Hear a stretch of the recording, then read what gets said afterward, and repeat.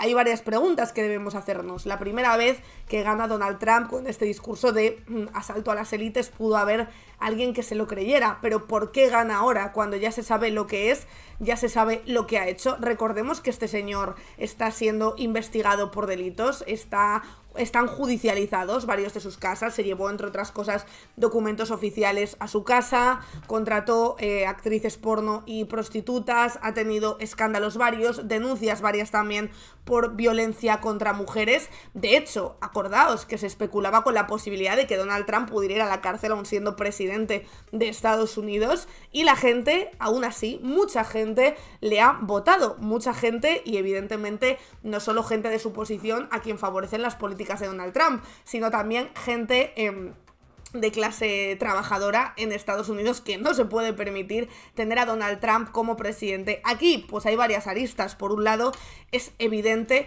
que el discurso de Kamala no ha sido suficiente. Aquí hemos comentado muchas veces cómo se parecían en muchísimas de las políticas que hacían. Llevamos hablando aquí tiempo, y también lo hablamos con Miguel Urbán en su momento, que escribió el libro de Trumpismos. Fíjate que al pelo no va ese libro ahora, de cómo la izquierda no estaba sabiendo repensarse y no estaba sabiendo dar soluciones imaginativas y dar un horizonte esperanzador a sus votantes. Y creo que eso es gran parte de lo que hemos visto también en estas elecciones. Luego, evidentemente, también ambos han tenido apoyos muy importantes. Es destacable el apoyo que le ha dado a Donald Trump Elon Musk, que aparte de poner millones de euros para su campaña, recordemos que llegó a ofrecer $1 millón a sortear, ¿no? Creo que era algo así, $1 millón entre los que registraran su voto en estos estados, refiriéndose a estados en los que necesitaba ganar el republicanismo para hacer presidente a Donald Trump.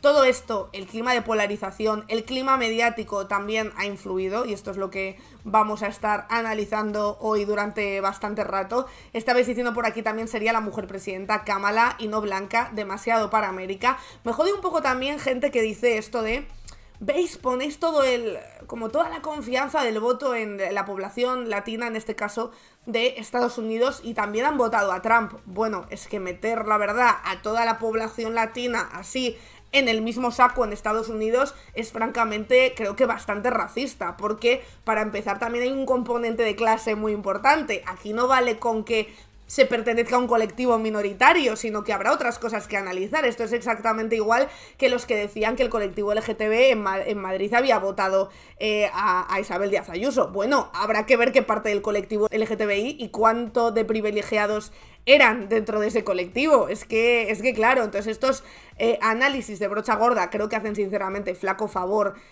a la política y flaco favor también al análisis político, y desde aquí pues a mí la verdad me ha llamado bastante la atención eso, ¿no? De por qué la población no blanca vota a Donald Trump. Bueno, seguramente que hay parte de esa población no blanca que sea de clase trabajadora, porque evidentemente no se podría entender la victoria de Donald Trump si solo le votaran los principales interesados, que es gente muy rica, pues para pagar menos y contribuir menos a lo público y así amasar ellos más dinero a costa del trabajo y de la esclavitud, por qué no decirlo, de los demás. Es evidente que va a haber gente de la clase trabajadora de todos los colectivos que hayan votado a Donald Trump, y habrá que ver por qué, pero no se puede meter a todo el mundo en el mismo saco. Es como decir, las mujeres han votado o no han votado a Kamala. Bueno, habrá que ver también de dónde venían esas mujeres que han votado a Kamala y de dónde vienen esas mujeres que han votado a Trump, porque evidentemente no somos todas iguales, ni todo el colectivo de personas racializadas es igual, ni es igual un migrante que vive en un estado que en otro, ni que vive en unas condiciones que en otro.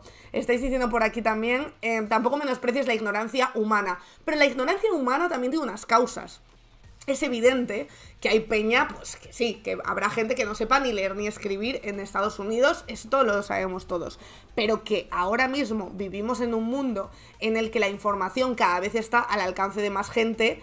Lo que pasa que también lo que hay dentro de toda esa amalgama de posibilidades informativas es muchísima desinformación y mucha información con muchos intereses políticos. Dice por aquí Agustín, hasta el coño de estar, hasta el coño de sentirme, hasta el coño de, hasta el coño de. Fijaos que cuando empezamos a analizar la catástrofe de la Dana en Valencia, dijimos, ¿no sería como de una película ya como, ¿sabes? Como de la segunda temporada de The Voice, que al final, cuando todo el mundo se está uniendo para ayudar a los afectados por la Dana, cuando está hablando del cambio climático y tal, de repente saliera elegido Trump en las elecciones, como que sería en la segunda temporada, ¿no? El girito que te lleva a la segunda temporada. Y justamente es lo que ha ocurrido, efectivamente. Dice por ahí Mick Mick que está hasta el coño de la distopía, del patriota, efectivamente. Se vienen aranceles. Si solo fueran aranceles, te digo una cosa, que no es que no me preocupe, pero es que ahora mismo lo que menos me preocupa son los aranceles. Os decía que esto es hasta el coño y por eso aquí siempre nos gusta decir estamos HECD, es decir, hasta el coño de lo que sea. Cada una puede decir lo que bien le venga en gana, aunque hoy me parece que se van a repetir un poco. Decís por aquí, en el mejor de los casos, dice Quasar, se vienen 4 años de turra facha yanquis. En el peor de los casos, del día de la purga, se vienen mujeres estadounidenses a abortar a España. Bueno, de hecho, muchas cosas. Se vienen muchas cosas, la verdad, muchas cosas, pero a resumidas cuentas, yo creo que bien esto se podría traducir todo lo que ha pasado como... Una mierda. Una mierda, efectivamente, una mierda. Una mierda. Una mierda es lo que ha pasado. ¿Qué ha pasado en las elecciones? Una mierda. Efectivamente, ¿cómo han sido los resultados? Una mierda. ¿Cómo eran los candidatos? Una mierda. Pues eso, así pinta, chicos, ¿qué os voy a decir? Decís por aquí, estoy pensando también en las mujeres acosadas que le han denunciado, en todo.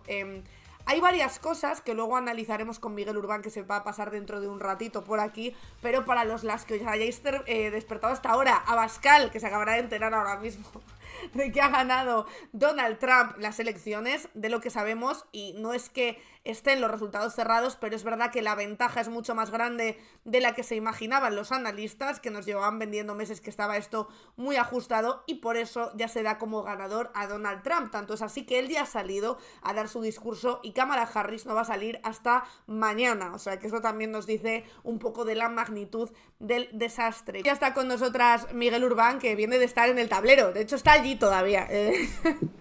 En su cocina. En su cocina, ten cuidado, róbate un café o algo, Miguel, hombre. Que esa gente tiene posibles. ¿Qué tal, Miguel Urbán? ¿Cómo estás? Bien, bien. ¿Qué tal, Marina? Un placer estar aquí. Oye, ¿has dormido algo o te pillamos todavía sin dormir? Un poquito, hoy he dormido un poquito, entre no sé quién me ha dado más guerra, Trump o los niños. Claro, ¿te esperabas esta victoria de Trump? Porque una de las cosas que hablábamos era que pensábamos que iba a estar todo mucho más ajustado y que iba a tardar días en saberse realmente quién había ganado. Y de repente hoy todos nos hemos despertado con una noticia que nos ha dejado un poco en shock, la verdad. Yo llevo 2 meses diciendo que iba a ganar Trump a todo el mundo que me ha querido escuchar o que me ha querido preguntar, pero en los últimos días la verdad es que he sido presa de la ilusión de los tertulianos progresistas. O sea, he llegado a pensar, digo, hostia, estaré confundido, no estaré viendo algo que sí que están viendo el resto de todos los tertulianos progresistas que nos decían que iba a ganar Kamala Harris seguro. Las propias encuestas se ha visto que están otra vez infladas hacia los demócratas, pero yo creo que lo tenía claro, pero no por Trump, no por su campaña, sino justamente por el momento reaccionario en el que estamos ahora mismo y cómo el trumpismo se ha hecho hegemónico hasta tal punto que si el 2016 su victoria podía ser una especie de accidente, ahora es la conclusión lógica del momento político en el que nos encontramos. ¿Y qué ha sido más? ¿Una victoria de Trump sin paliativos o una derrota de Kamala, que hemos visto que ha perdido, desde luego, muchos votos por el camino? Bueno, yo creo que un poquito de ambos. Y me intento explicar. Evidentemente, yo creo que ha fallado el intento de Kamala Harris, que yo creo que podrían haber aprendido de la experiencia de Clinton, que fue intentar ser un poco una candidatura bonapartista, ¿no? Que ante el peligro trumpista uniera al establishment, tanto demócrata como republicano, con una candidatura centrista para intentar aunar esfuerzos para frenar al trumpismo, ¿no? Esa candidatura centrista, incluso que en las semanas previas consiguió que más de 300 excargos y cargos republicanos pidieran el voto para Kamala Harris. Claro. O sea que sí que ha habido un cierre de filas del establishment con la candidatura de Kamala Harris, no ha funcionado. y no podía funcionar. Y yo creo que el ejemplo de la propia Hillary lo demostró. Incluso Hillary ganó en votos. En esta ocasión están todavía terminándose los últimos recuentos, pero no va a ganar ni siquiera en el voto popular, lo cual es una derrota también para los demócratas sin paliativos, ¿no? Sí. Y una derrota muy importante. De hecho, hablábamos antes cómo se ha podido saber tan rápido la victoria de Trump, porque ha sido una victoria sin apelativos. Claro. O sea, y ahí yo creo que está el elemento. Evidentemente, la estrategia demócrata de ser la pieza clave del establishment y la estabilidad del establishment norteamericano ha fallado. En un momento de crisis de régimen como el que nos encontramos, la propuesta anti-establishment en cierta medida, aunque fuera ficticia, antisistémica o por un sistema aún más agresivo y autoritario y reaccionario como el que la dupla Trump-Elon Musk, pues ha sido más atractiva para una parte muy importante del electorado, incluso para sectores del electorado que tradicionalmente habían sido demócratas, Eso ¿no? te iba a decir, es... ¿qué busca el votante pues, de clase trabajadora en esa candidatura, en esta segunda además? Que quiero decir que es que en la primera todavía te puedes creer este asalto a los cielos contra los poderosos que te vendía Donald Trump, pero en esta segunda candidatura de Trump, ¿qué le enamora al votante trabajador de esta candidatura y de este señor?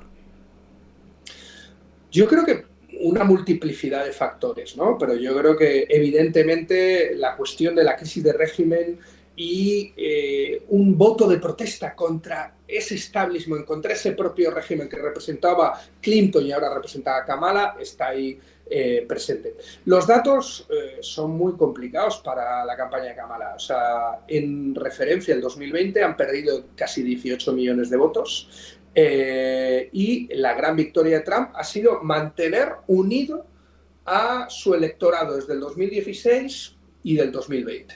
Tenerlo unido y movilizado.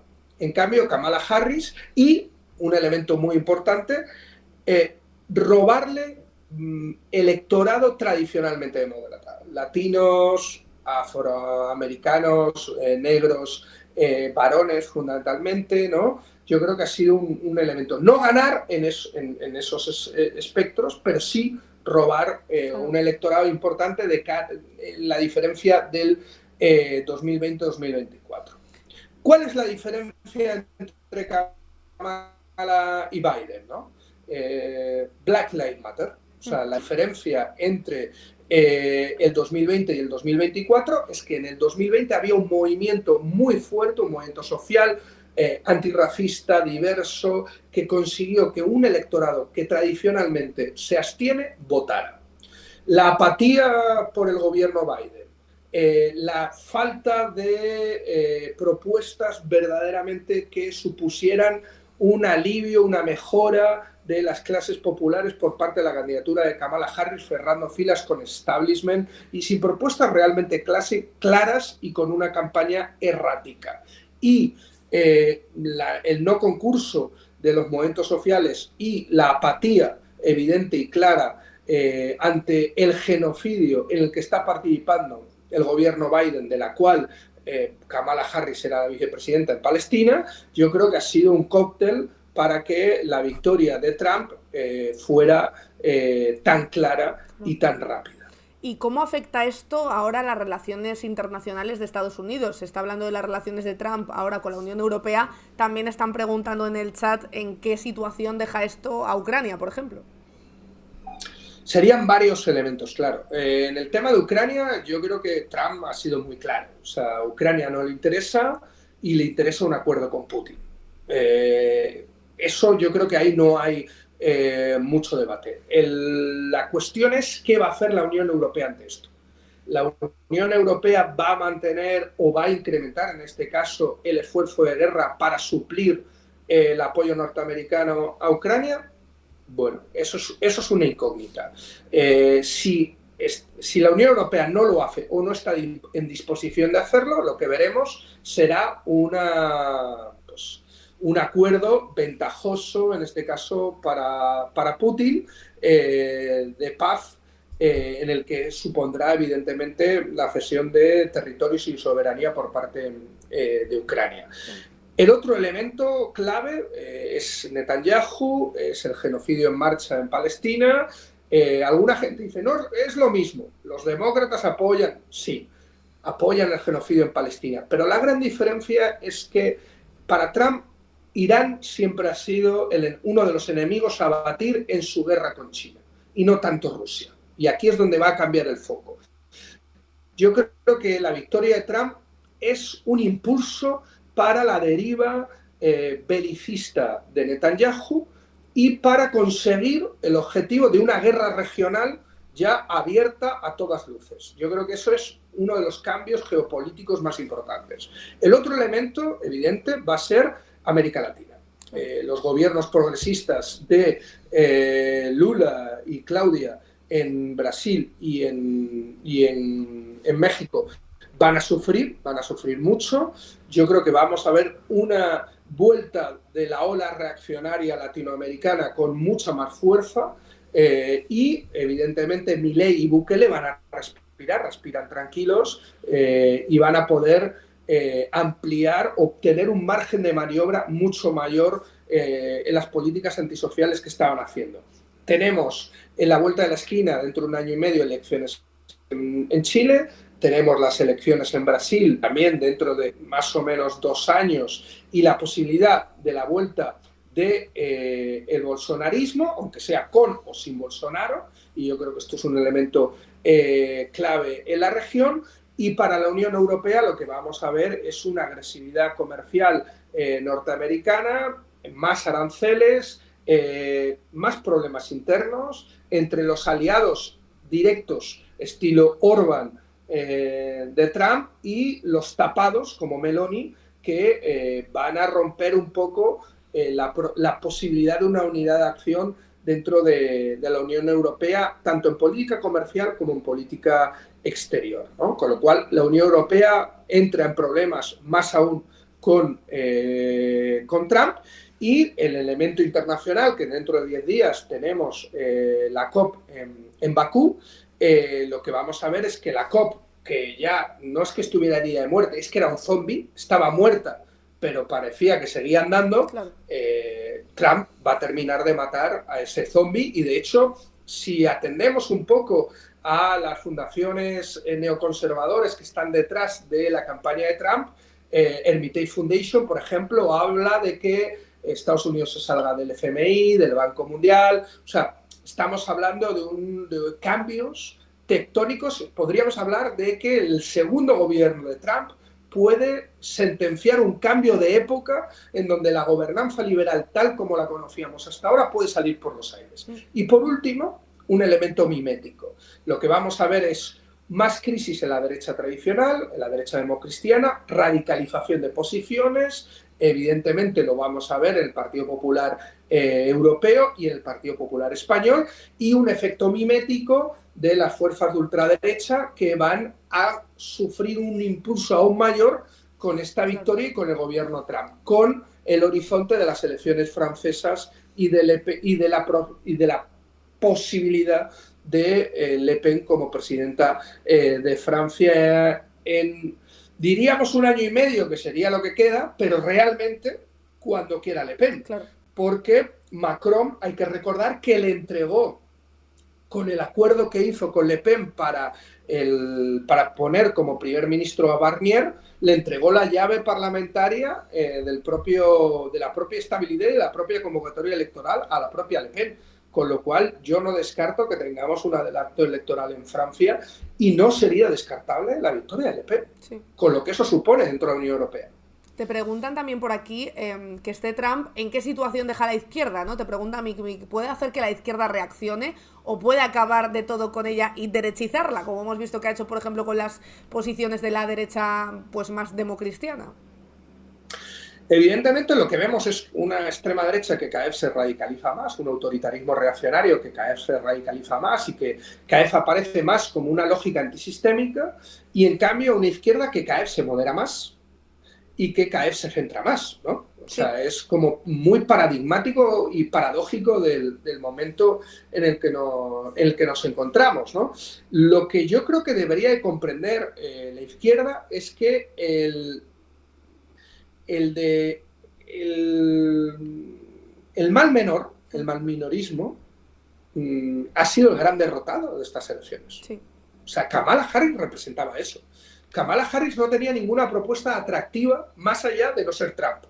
Esa era su única propuesta. Yo no soy Trump, yo soy el mal menor. Voy a seguir bombardeando, voy a seguir apoyando el genocidio, pero menos, un poquito menos que si está Trump. Eso ha fracasado, eso ha muerto. Creo que Sumares y demás opciones de izquierdas deberían de pues atender a esto. Ese mal menor que hizo que, por ejemplo, sectores de Sumar apoyaran el voto de los verdes a la presidencia de Ursula von der Leyen como presidenta de la Comisión Europea, sí, ¿no? Porque había que frenar a la extrema derecha. Y luego vemos que Ursula von der Leyen llama a que los países, los 27 países miembros, utilicen la misma política xenófoba que la ultraderecha de Meloni, con la externalización de fronteras en el caso de Albania. Yo creo que es brutal ver cómo ese mal menor ha muerto. Si la izquierda o lo que queda de izquierda parlamentaria institucional sigue anclada en el mal menor, yo creo que va a ser su muerte y su defunción. Otra cosa es que si de sus cenizas va a surgir algo nuevo, claro. Y ese es el peligro. El futuro de Kamala, ¿cómo se vislumbra? ¿Es posible que cambien la cabeza visible o es muy pronto porque realmente acaban de cambiar a Biden por Kamala? No, evidentemente Kamala está muerta políticamente. O sea, yo creo que ahí no hay discusión, ¿no? O sea, Kamala está muerta, el problema es cómo el Partido Demócrata se reorganiza para el midterm dentro de 2 años, ¿no? Porque hay que recordar que Trump no solo ha ganado la Casa Blanca, Trump tiene el Senado, tiene el Congreso y tiene el Tribunal Supremo. O sea, tiene el poder absoluto, sin ningún tipo de contrapeso en Estados Unidos.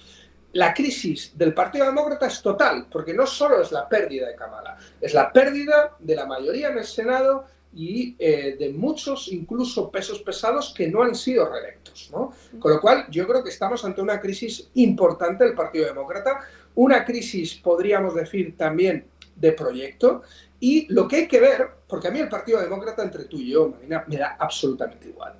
El problema es sectores de izquierdas que no habían dado el paso a ir más allá del Partido Demócrata, a construir una alternativa. Estoy hablando de Demócratas Socialistas de América, la DSA, sectores que incluso generaron cierta expectación, como Ocasio Cortés y demás, ¿no? Claro. Que han mostrado su total debilidad y su total pues, subordinación al proyecto de mal menor de Kamala Harris, aprenden, toman autocrítica y proponen algún tipo de alternativa.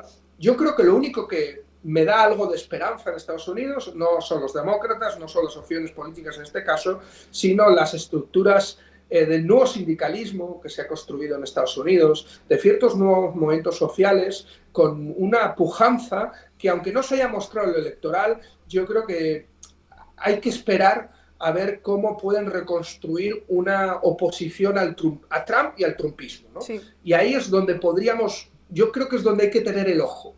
No tanto en quién va a ser el relevo de Kamala, no tanto en las luchas de poder o palaciegas dentro del Partido Demócrata, sino que se mueve por abajo en ese nuevo sindicalismo que ha conseguido victorias sindicales muy importantes en Estados Unidos. Sí, total. Oye, pues muchísimas gracias, Miguel Urbán, por pasarte por aquí, que sé que llevas ya un ratito, que estarás ya con la cabeza, que vamos, tienes que estar a punto de explotar después de estar siguiendo estas elecciones estadounidenses, que lo bueno es que han sido cortas de analizar, en el sentido de no nos ha dado margen para imaginar los posibles escenarios, así que muchas gracias, Miguel Urbán. Y oye, qué bien le viene esto a tu libro de trampismos, estaba pensando yo hoy. Porque madre mía. Hablábamos, mira, estaba hablando con mi editor y con Laura Camargo, que ha sacado también un libro que se llama Trumpismos Discursivos, que va a salir ahora, y muy, muy bueno, yo le he podido echar un vistazo y la verdad es que es una maravilla, y lo hablábamos entre los tres, ¿no? No a la vez, pero yo hablaba con los tres. en plan, por Dios, que no le venga bien esto al libro. O sea, incluso yo me cogía un poquito el mal menor. O sea, decía, que no sea un impulso para el libro, que empiece con Trump un poco a decaer, no tanto por la victoria de Kamala, sino como empezaba a lo mejor a bajarse el suflé del trumpismo. Pues no. Pues por desgracia no. Y bueno, pues veamos, ¿no? Por lo menos utilicémoslo, este libro, el de Laura Camargo, de Trumpismo Discursivo y otros muchos que han escrito otros compañeras y compañeros, como una excusa para juntarnos, para debatir, para reflexionar y para sacar pues, la autocrítica y las lecciones necesarias para enfrentarnos a esta ola reaccionaria global, a estos trumpismos. Pues sí, ojalá, Miguel. Muchísimas gracias por atendernos. Nos vemos pronto. Un abrazo. Muchas gracias a vosotras y cuando queráis. Ahí tenéis a Miguel Urbán, que como os digo, él es autor de Trumpismos, militante de Anticapis también. Y la verdad es que el libro, que yo lo tengo y sorteamos algunos aquí porque estaba muy bien el libro, porque iba comentando los diferentes trumpismos, evidentemente el propio Donald Trump, Milei, etcétera, alrededor de todo el mundo, pues se hace bastante interesante analizar por qué la izquierda no ha sido capaz de encontrar el camino para combatir esos trumpismos que siguen arrasando allá donde van. Seguramente en algún momento se encuentre una solución, pero lo cierto es que de momento no damos con ella. Cuentan, por ejemplo, en El País, que lo tienen todo bastante bien explicado, que Trump derrota a Harris y vuelve a la Casa Blanca. En el primer discurso ha dicho: vamos a arreglar todo lo que está mal en este país. Concretamente, lo vamos a poner peor. El candidato republicano se impone en los territorios decisivos de Wisconsin, Pensilvania, Georgia y Carolina del Norte frente al aspirante demócrata que obtiene, entre otras plazas, Nueva York, California o Illinois. Como os digo, en El País viene además también explicado un poquito por estados. Aquí podéis ver quién ha ganado en cada uno. Creo que es evidente ya simplemente echándole un vistazo al mapa, que está más rojo que azul, y eso no significa lo mismo que significa en España, siento deciros. Por ejemplo, pues ya, bueno, Texas, ¿qué vamos a esperar, verdad? Donald Trump, fijaos, un 56 y Kamala Harris un 42, o en Dakota del Sur, Trump un 65 y Kamala un 33, en Montana, Donald Trump un 58 y Kamala un 39% de los votos. Luego, pues como os digo, hay otros en los que se ha ganado Kamala Harris, pero no por tanto. En Virginia, por ejemplo, un 52 de Kamala frente a un 47 de Trump, o en Nueva York, que también ha ganado Kamala con un 55 frente a un 45. En Vermont, Vermont, qué ganas tengo de ir. Mira, Vermont, Kamala, un 64, Donald Trump, un 33. ¿Por qué? ¿Por qué? Porque allí todo el mundo es feliz. Yo lo aprendí en las películas de Navidad. Yo quiero vivir en Vermont. Esto es un viaje que tengo pendiente. Y ahora más, yo me voy a ir a Vermont, ya os lo digo. Cualquier día me voy a Vermont, me tiño más de rubia.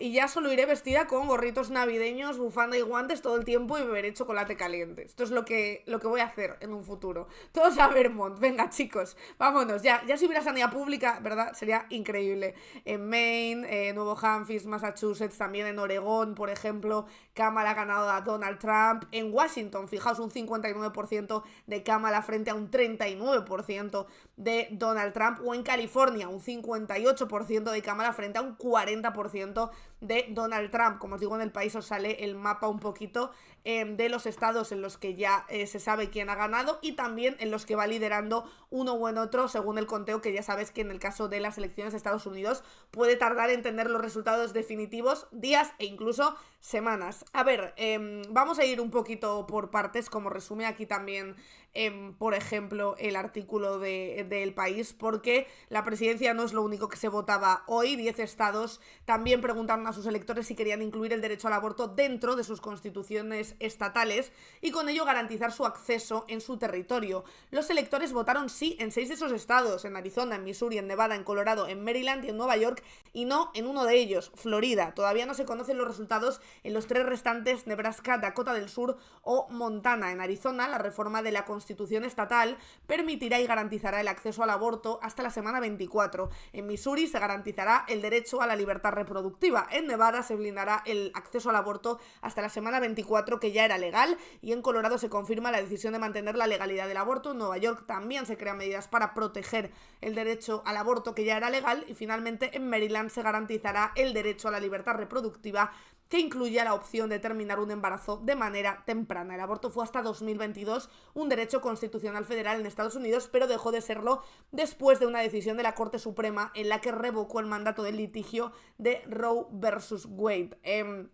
Como os digo, no era lo único que se votaba. Llama la atención como hay estados que pueden votar a favor de Trump, pero en contra de que se pasen por el forro el derecho al aborto. No sé, amiga, pues date cuenta y piensa en lo que estás también votando en estas elecciones, no solo en el aborto sí o en el aborto no. Y desde luego se abre una época bastante complicada. Escuchaba en algunos análisis hoy que, por supuesto, yo no sé cómo os habéis enterado vosotros de lo de Trump. Yo fíjate que pensaba que iba a estar más igualado y que hoy no íbamos a saber nada, sino que iban a ir diciendo en qué estado se iba ganando, de qué estado dependía, etcétera. Y yo de repente esta mañana me he levantado, he puesto la radio para ver qué estaban comentando, y de repente cuando he escuchado hablar de victoria de Trump me he quedado un poco en shock, la verdad. Al principio no me lo creía mucho. Decís por aquí con Descifrando la Guerra hasta las tantas. Descifrando la Guerra, efectivamente, estuvo ayer de directo. De hecho, ha hecho un hilo. ¡Uy! ¡Ah! ¡Mierda! Lo cerró sin querer. O sea, ¿cómo soy tan boomer, chicos? De verdad, no soy tan mayor para ser tan boomer. Es que de verdad, o sea, en fin. Os decía que Descifrando la Guerra, que estuvo ayer en directo, ha hecho un hilo que justo os he traído por aquí, con también algunos de sus artículos, pero desgranando un poco qué ha pasado para que esto ocurra, ¿no? Que creo que es lo que nos preguntamos aquí todos y todas, yo creo. Aquí, por ejemplo, está el hilo de Descifrando la Guerra, que lo tenéis en su Twitter. Donald Trump volverá a la Casa Blanca para su segundo mandato 2025-2029. La victoria de Trump en estas elecciones ha sido más holgada que en 2016. ¿Cómo ha ganado Trump? ¿Qué ocurrirá en Estados Unidos? Hay que decir una cosa, la victoria ha sido más holgada, pero aún así ha votado menos gente. Ha habido más abstención, tanto en el caso de los votantes republicanos como en el de los demócratas. Evidentemente, mucha más abstención en los de Kamala y mucha menos en la de Trump, pero comparado a las anteriores elecciones, esta vez también ha habido más abstención en el caso de los votantes de Donald Trump. Creo que en torno a 2 millones en total o algo así he leído. Cuenta en Descifrando la Guerra que las elecciones presidenciales de Estados Unidos se han celebrado en un clima de polarización en el que los ciudadanos han decidido apoyar el regreso de Donald Trump frente a entregar el poder a Kamala Harris. Donald Trump ganó las elecciones presidenciales de 2016 contra todo pronóstico en uno de los mayores shocks políticos de la historia de Estados Unidos. ¿Cuál fue su estrategia y los motivos de su victoria? En la victoria de Donald Trump en las elecciones de 2016 tuvieron cierto peso sectores de la derecha alternativa como los anarcocapitalistas, los neoconfederados, los supremacistas blancos o los paleoconservadores, que de eufemismos, ¿verdad? Para decir lo que todos pensamos. Entre Kamala Harris y Donald Trump existen coincidencias en torno a cómo debe Estados Unidos abordar su relación con América Latina. Sin embargo, una presidencia del líder republicano podría priorizar el aspecto ideológico. La vuelta de Donald Trump, más imprevisible y radical, a la Casa Blanca amenaza con deteriorar las relaciones entre Estados Unidos y la Unión Europea. La Unión Europea aumentó su dependencia de Estados Unidos y ahora lo puede pagar con creces. El exasesor del Pentágono ha dicho que Estados Unidos no está preparado para una guerra de alta intensidad con China. Colby es uno de los analistas más influyentes en Washington que ayudan a entender también la estrategia exterior de los republicanos. La situación económica, el derecho al aborto y la guerra en Gaza son 3 temas que inquietan a los jóvenes estadounidenses. De hecho, se habló en Washington, uno de los colaboradores con 4 jóvenes de entre 18 y 21 años, sobre estas cuestiones. La victoria de Donald Trump en 2016 fue posible gracias a un discurso revanchista que conectó con amplias capas de la clase trabajadora blanca que se percibían como las grandes perdedoras de la globalización. De hecho, J.D. Vance, el joven senador por Ohio, será el próximo vicepresidente de Estados Unidos. Vance pone el foco de su discurso en los sectores socioeconómicos definidos como perdedores de la globalización.